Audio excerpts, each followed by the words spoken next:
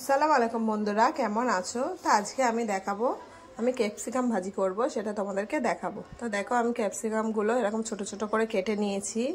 এখানে আলুগুলো এরকম ছোট ছোট করে কেটে নিয়েছি। এখানে পেঁয়াজ, এখানে দুটো কাঁচা লঙ্কা, আর এখানে দুটো ডিম নিয়ে নিয়েছি। তো তোমরা একটা ডিমও দিতে পারো, আমি এখানে দুটো ডিম দিয়েছি। তো আমি এইটা আজকে ভাজি করব, সেটা তোমাদেরকে দেখাবো। তোমরা কড়াইটা গরম হয়ে গেলে অল্প পরিমাণ তেল দিয়ে দেবো।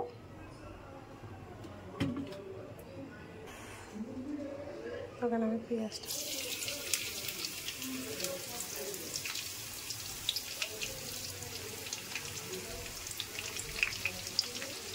এখানে পেঁয়াজ আর লঙ্কাটা দিয়ে দিলাম। এটা হালকা পরিমাণে লাল করব।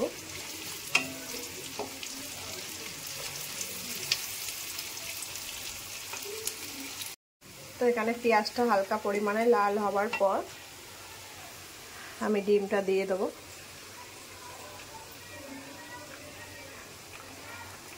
ডিমটা দেওয়ার পর আমি একটু নুন দিয়ে দেবো। এটাতে আমি একটু নুন দিয়ে দেবো। তো এটাকে ভালো করে মিক্সড করব।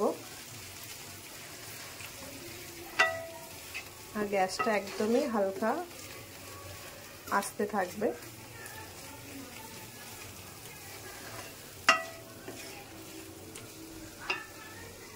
তো এইভাবে ভালো করে আমি ডিমটাকে ভেজে নেব।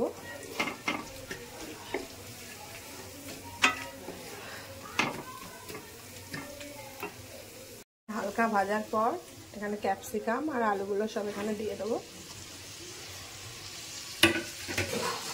দিয়ে এটাকে ভালো করে নেড়ে দেবো।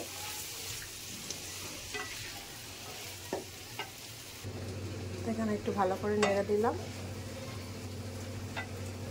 হালকা নেড়ে দেওয়ার পর আমি হালকাভাবে একটু ঢেকে দেবো। তো একটু জল ছাড়। হালকা জলটা শুকিয়ে গেলে এখানে আবার আমি অল্প পরিমাণ নুন দিয়ে দিলাম। একটু হলুদ দিয়ে দেবো।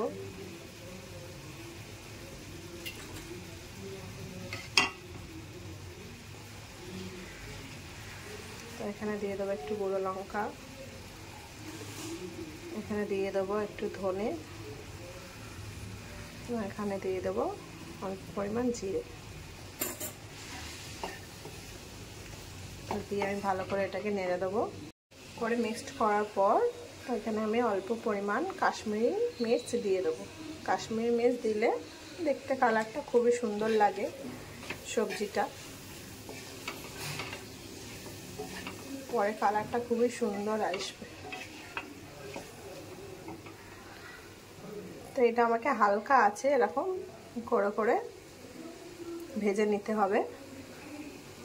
হালকা আছে ক্যাপসিকাম ভাজিটা ভেজে নেওয়ার পর খুব সুন্দর এসছে। তোমরা এটা রুটি দিয়ে ভাত দিয়ে দুটোতেই খেতে পারো। দেখো কালারটাও খুবই সুন্দর এসছে। তোমরা অবশ্যই ট্রাই করবে। তো আমার ভিডিও ভালো লাগলে অবশ্যই সাবস্ক্রাইব করো। নেক্সট ব্লগে দেখা হবে। আল্লাহ হাফিজ।